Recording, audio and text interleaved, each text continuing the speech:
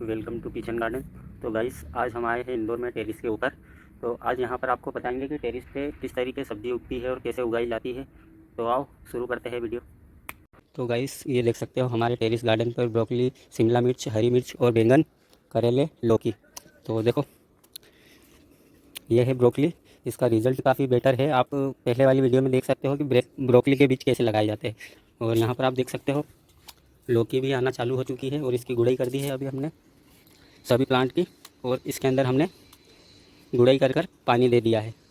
तो पानी पे विशेष ध्यान देना पड़ता है क्योंकि टेरिस गार्डन है, वरना ये पौधे आ तो जाते हैं लेकिन इसमें कोई फल या सब्ज़ी नहीं आती है।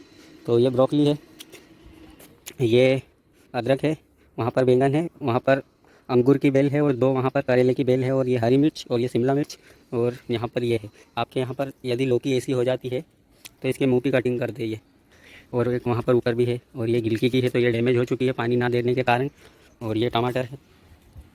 तो आप भी ऐसा ही कुछ टेरिस गार्डन पे कुछ सोच रहे हो तो हमसे संपर्क कर सकते हो। इसे डेवलप करने का काम करते हैं।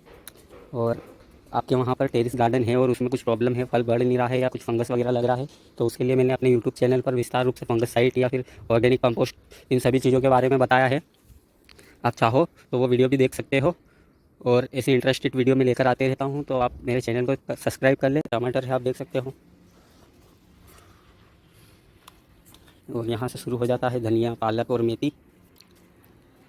ये धनिया, पालक, मेथी, और इसकी गुड़ाई करके अभी हमने यहाँ पर लगाई है 3 बैगों के अंदर मेथी। और ये सारा कचरा इसमें से ही निकला है गुड़ाई करके, और जो जंगली घास वगैरह उगी है वो सब इसमें से ही निकली है। तो आपने देखा कि किस तरीके से टेरिस के ऊपर सब्जियाँ, धनिया, मेथी, पालक, ब्रोकली, इन चीज़ों को उगाया जाता है। आप भी आपके टेरिस या बालकनी गार्डन पे ऐसी कुछ चीज़ें उगाना या लगाना चाहते हो तो हमारे चैनल को कर ले सब्सक्राइब। और अब हम मिलेंगे नेक्स्ट वीडियो में, तब तक के लिए थैंक्स फॉर वॉचिंग। जय हिंद, वंदे मातरम।